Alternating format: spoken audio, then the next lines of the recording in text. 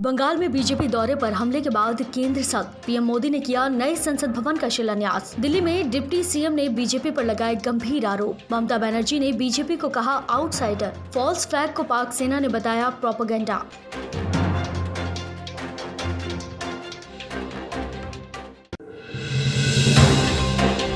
पश्चिम बंगाल में आगामी विधानसभा चुनाव की रैलियों को लेकर बीजेपी अध्यक्ष जेपी नड्डा के पश्चिम बंगाल के 2 दिवसीय दौरे पर गए, लेकिन इस दौरे में नड्डा की सुरक्षा में बड़ी कमी देखने को मिली है। बीजेपी अध्यक्ष के इस दौरे में अराजक तत्वों ने काफिले पर पत्थरबाजी शुरू कर दी। इस हमले के बाद बंगाल के बीजेपी प्रदेश अध्यक्ष दिलीप घोष ने गृह मंत्री अमित शाह को पत्र लिखकर मामले को गंभीरता से जाँच कराने की मांग की।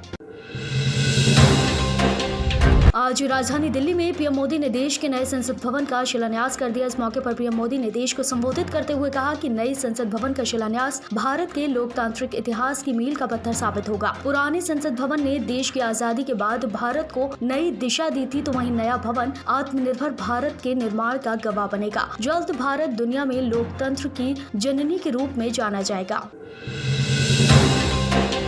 दिल्ली के डिप्टी सीएम मनीष सिसोदिया ने बीजेपी पर बड़ा आरोप लगाया। सिसोदिया ने कहा कि उनके आवास के बाहर प्रदर्शन कर रहे बीजेपी के कार्यकर्ता जबरन उनके आवास में घुस आए थे, जिसके बाद पुलिस ने 6 लोगों को गिरफ्तार भी किया। आपको बता दें कि दिल्ली नगर के कर्मचारी और बीजेपी के कार्यकर्ता सीएम और डिप्टी सीएम के घर के बाहर नगर निगम का बकाया न चुकाने को लेकर धरना प्रदर्शन कर रहे हैं।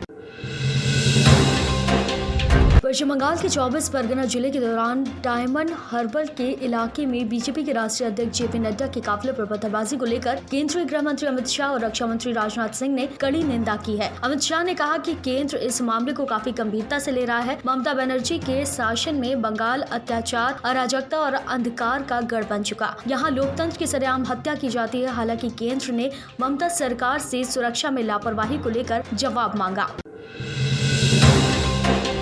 पश्चिम बंगाल में बीजेपी के काफिले पर हमले के बाद तृणमूल कांग्रेस सुप्रीमो और मुख्यमंत्री ममता बनर्जी ने बीजेपी पर निशाना साधते हुए बीजेपी को देश के बाहर बता दिया। ममता बनर्जी ने बनगांव के गोपाल नगर में एक जनसभा को संबोधित करते हुए मथुआ समुदाय को रिझाने की कोशिश की। बंगाल सीएम ने कहा कि मथुआ समुदाय की पहचान पहले ही भारतीय नागरिक के रूप में हो चुकी है, उन्हें नई नागरिकता की जरूरत नहीं है। आपको बता दें कि इस इलाके में पिछले विधानसभा चुनाव में बीजेपी को सीट मिली थी।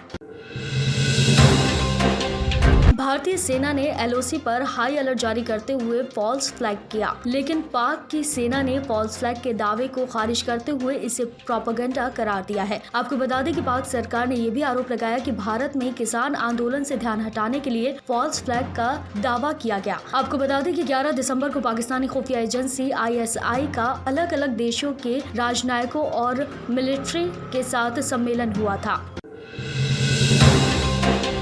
राजधानी दिल्ली में वायु प्रदूषण की समस्या कम होने का नाम नहीं ले रही, जिससे निपटने के लिए दिल्ली के सीएम अरविंद केजरीवाल ने एक नई पहल शुरू की है। वायु की गुणवत्ता में सुधार और धूल से होने वाले प्रदूषण के स्तर को कंट्रोल करने के लिए एंटी स्मॉग से लैस ट्रक को चलाने का फैसला लिया गया। प्रदूषण से निपटने के लिए दिल्ली सरकार के युद्ध प्रदूषण के विरोध अभियान की शुरुआत की, जिसके तहत 23 एंटी स्मॉग गन का इस्तेमाल किया जा रहा है। कोरोना संकट से जूझ रहे इजराइल के लिए एक अच्छी खबर सामने आई है। इजराइल के प्रधानमंत्री बेंजामिन ने घोषणा की है कि 27 दिसंबर से इजराइल के नागरिकों को कोरोना की वैक्सीन लगानी शुरू हो जाएगी। आपको बता दें कि इजराइल में अमेरिकी कंपनी फाइजर की वैक्सीन पहले ही खेप पहुंच चुकी है। यहाँ एक दिन में 60,000 लोगों को टीका लगाया जाएगा।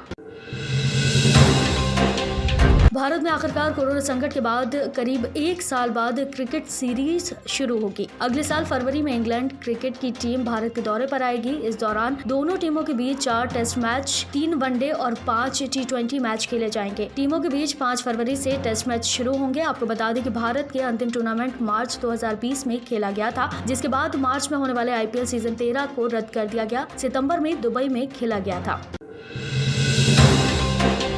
देश के सबसे अमीर बिजनेसमैन मुकेश अंबानी के लिए एक बड़ी खुशखबरी सामने आई है। नीता अंबानी और मुकेश अंबानी की बहू आकाश अंबानी की पत्नी श्लोका मेहता ने आज सुबह 11 बजे एक बेटे को जन्म दिया। अंबानी परिवार की तरफ से जारी बयान में कहा गया कि श्लोका मेहता और उनका बेटा बिल्कुल स्वस्थ है। आपको बता दें कि बीते साल 9 मार्च 2019 को श्लोका मेहता और आकाश अंबानी की शादी हुई थी।